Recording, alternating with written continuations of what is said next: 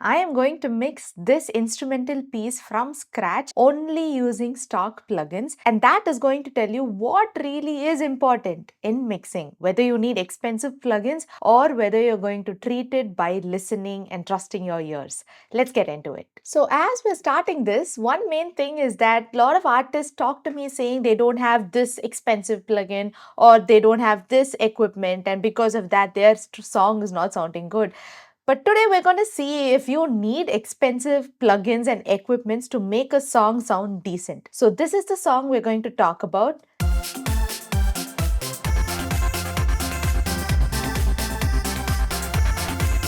And right now nothing is balanced. These are the tracks that I just got. This is part of a song. So we are only focusing on this instrument section. I'm first going to balance it out in volume so that it stays sounding good. So the first thing that I do is rename everything so I know what track is what. So I'm believing that this is the drums. So perk, and then this is also perk. So I am going to quickly do this. You're going to see it quickly and then I'll come back again. Okay, so now we are going to arrange them in order. I'm going to put the percussions on top, followed by bass, and then I have my melody and another rhythmic synth. So now I'm going to put everything low and I'm going to start by playing the track, and as I play I'm going to keep increasing it until it sounds comfortable.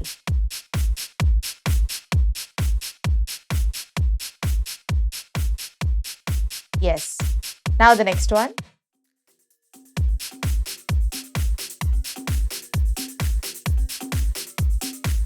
Let's do the next one.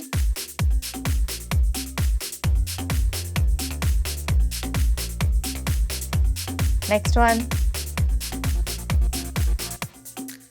Okay, so this synthesizer is stereo kind of sound. So I'm going to change the pan, right click and click stereo pan. So it moves accordingly.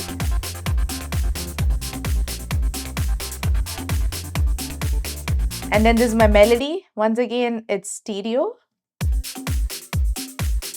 Actually, if you see, the rhythm sections are also stereo, including the bass. But I'm continuing to keep it in mono pan setting for now.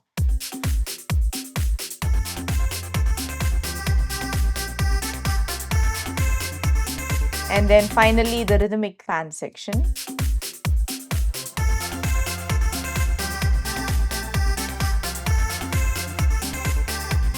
Okay, so this is balance. Now, the next thing I want to do is start mixing from the top, which is the percussion section. So I like to mix it in context with the mix. You will see me soloing it, but not all the time. Go to our channel EQ. Remember, this is stock plugins.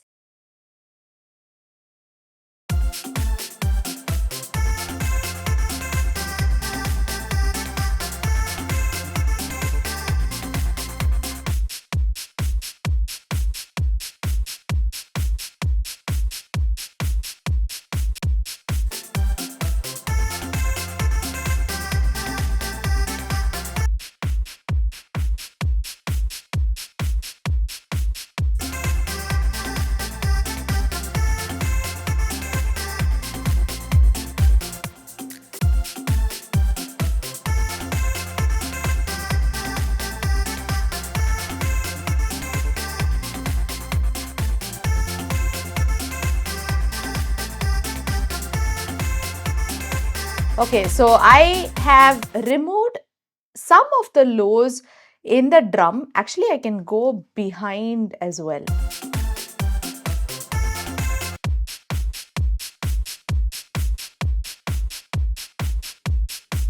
Yes, so I have made a low cut because usually when you have a percussion, you don't need the end rumble that you get out of it.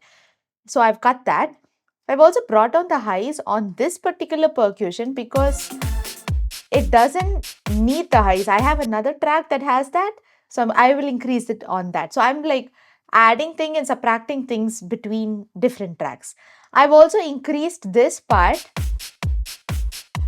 See, that's where the kick attack sound is more.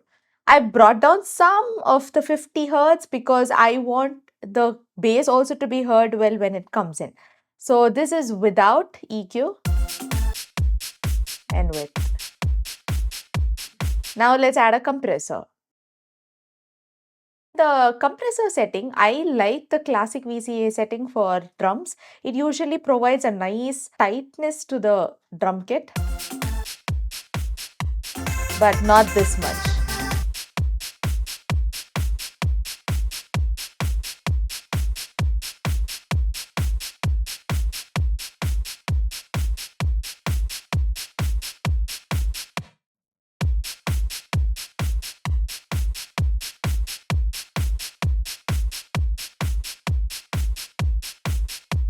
Yeah. So that just brings in the quieter sections up, and the louder kick sounds are slightly compressed, so it's more consistent. So let's move on to the next section. I might do something more on the previous tracks also, but that just comes based on creativity and how the other tracks are going to gel well together. So now we're going to look at that. Okay, this has all the high elements. So what we are first going to do is once again use an EQ. We don't need any of these things.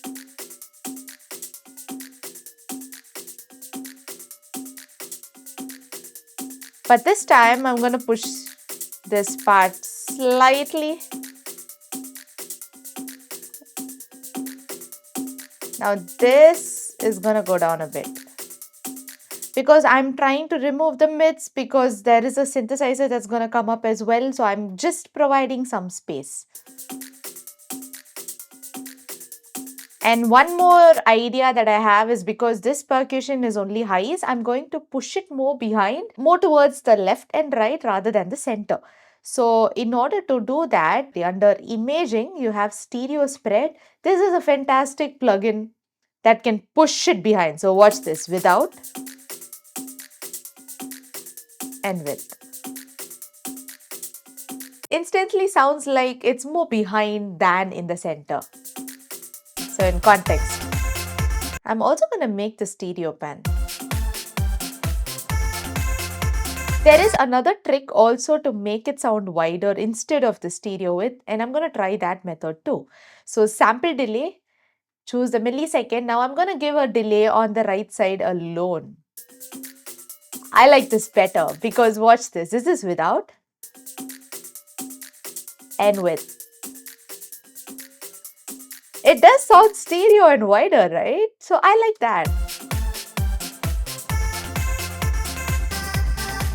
Okay, let's give a little bit of reverb to it. Gonna add short reverb is from Space Designer, and I'm gonna start off with a preset.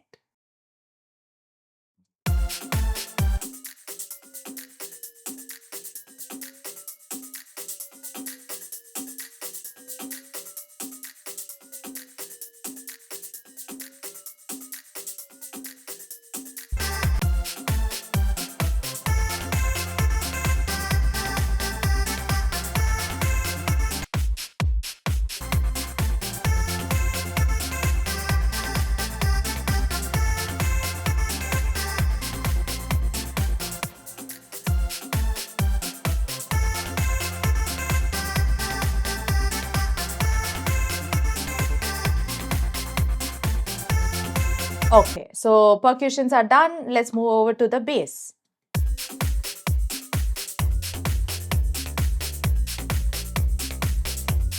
Once again, EQ.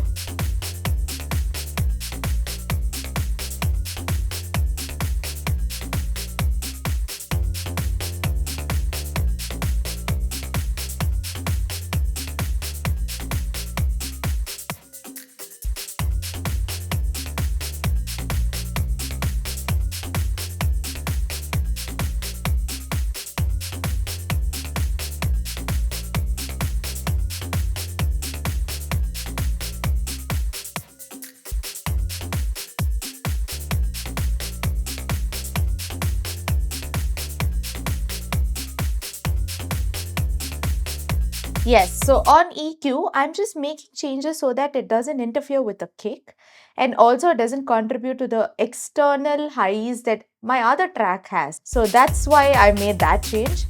And one more thing, I still feel like it's interfering. So we are going to sidechain the bass to the kick drum. Now, in this example, I don't have the kick separately.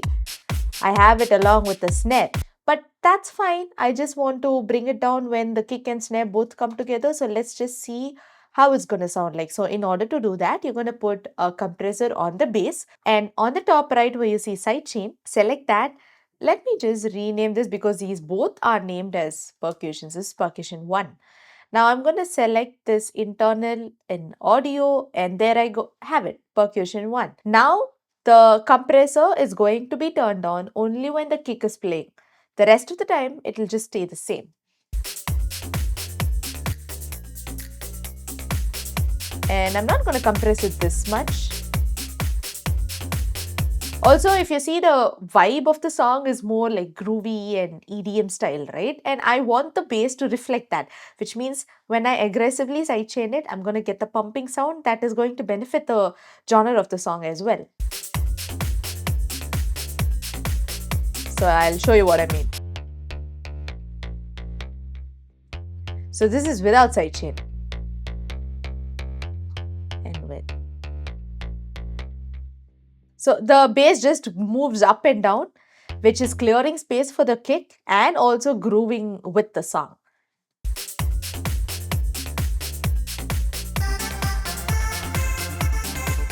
Okay, let's move to the next bass.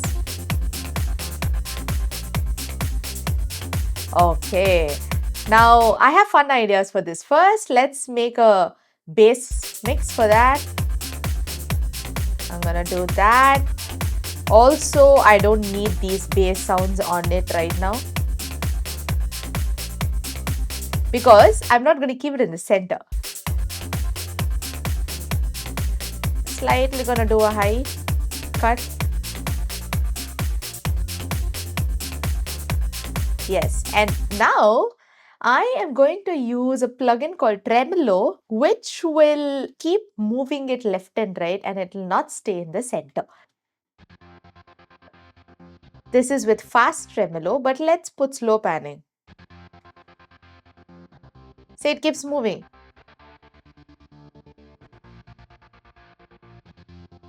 Right? So that's what I want on the track because I want people to feel movement when they listen to it. And I'm providing that through mixing. So you notice it's tingling your ears.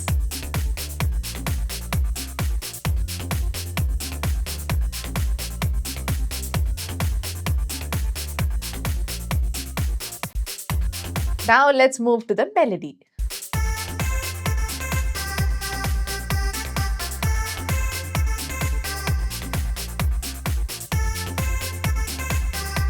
Okay, so now let's do the bass mix.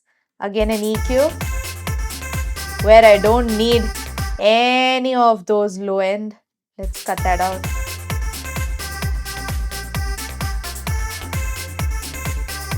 And I'm going to increase the highs in this.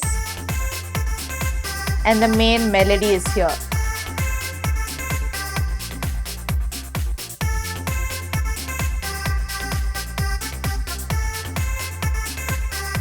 Now, once again, gonna use EQ, but I'm gonna make some automations to it. I want the track to move something like that. So it can just open up by the time that ending comes in. You understand? So this was more like an interlude for the song. Let's just creatively mix this based on like, okay, these are the stems that I have. So how am I going to creatively do it? So maybe I wanted to start here. So to automate it, you're going to come on your channel strip, select the reed and choose latch. Now it's on latch mode, which means when it's playing until it's stopped, whatever I do, Logic has a memory of that and everything will get automated. So we're going to start from here, play. Let's keep moving.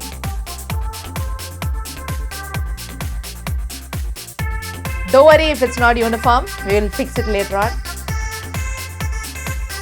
And that's all. So pause it, immediately come back here and change it back to reed, and that's it. You have automated that.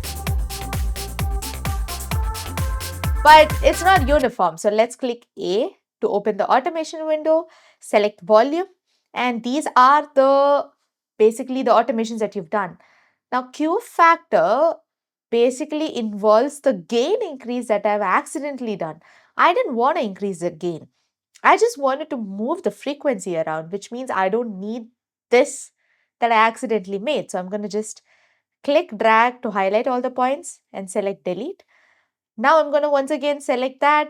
Under used, you have something else. Now this is what I wanted, but you see there are so many points that I've like paused that many times when I moved the frequency, which is not needed. So I'm going to delete all that and click delete. Technically, I just need only 2 points, right? I don't need that. And now if you notice, it's going to move uniformly. And then it keeps moving like that till the end. Now that's good. I also want reverb to it. So I'm going to add a different bus track, not the other one because that was a short reverb. On this reverb, I'm going to put chroma verb, but I'm going to choose a preset from Chambers and I'm going to choose this. This preset called Dirty Chamber gives me a very reflective, wobbly kind of reverb that is suitable on this track. I feel that. Let's listen.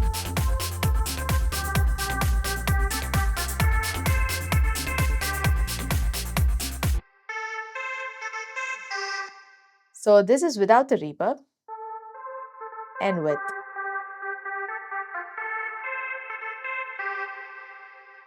Say that gap that you have is filled right now. So without the reverb. So I'm just adding more. It just energizes the tracks more, right? Yes, that's what I want. And it sounds fresh by the time it comes to the end. The next one is this rhythmic synthesizer.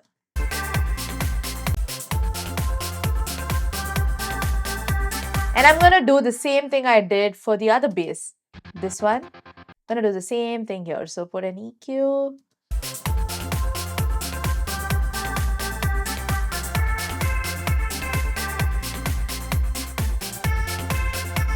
And I'm going to put a tremolo plugin.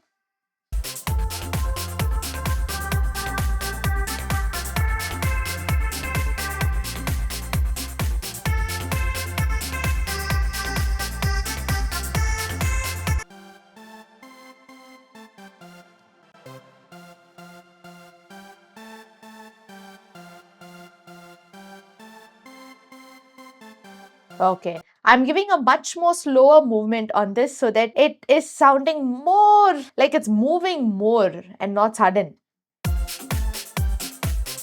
And let's add the same reverb bus track.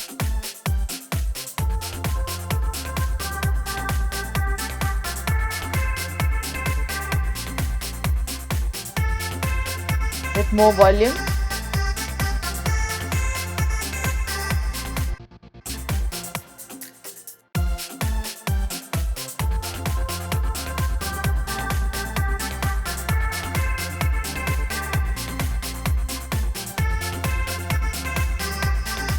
Now, there are some fun things that you can do on top of this. What you can do is create a group by pressing all the tracks, and I just did Command Shift G to make a group. And on the group, I'm going to make an automation on the volume. So click A and basically in this gap. So in this place, while pressing Command, I'm just going to highlight that section, click on it. Now I'm going to move this down or maybe do that. Okay, so basically when the melody synth stops, I have a riser here. But that's a little too much. Let's bring this down a little bit. Okay. Yes. So something like that. Or you can make that happen only on the rhythmic synth and the rhythmic bass. It's up to you. Something like that. Now, one more thing that I like to do, if instrument track and you're going to record vocals on top of it, you can might as well add a compressor for the instrument group so that everything is like gelling well, but make sure that the compression is very less, hardly 1 dB. Actually, I'm going to choose vintage opto for this. I'm going to keep my attack and release quite late so it's not affecting the transients.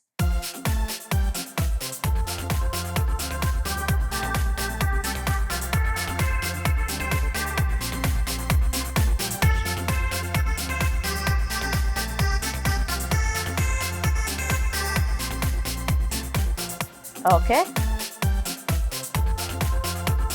And maybe I can have another automation coming in here because the melody once again stops in that place, right? So I can give more movement here as well.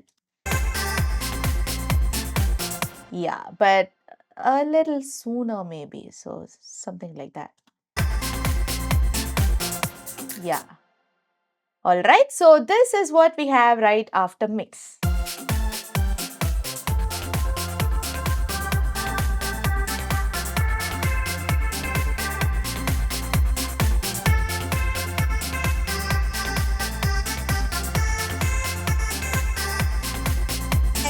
You can notice that with just stock plugins, I literally had a lot of canvas to paint with. I made a lot of creativity, creative changes, creative movement, and also made the entire track gel well together. And it sounds tight and good. In the beginning, everything was just in the center.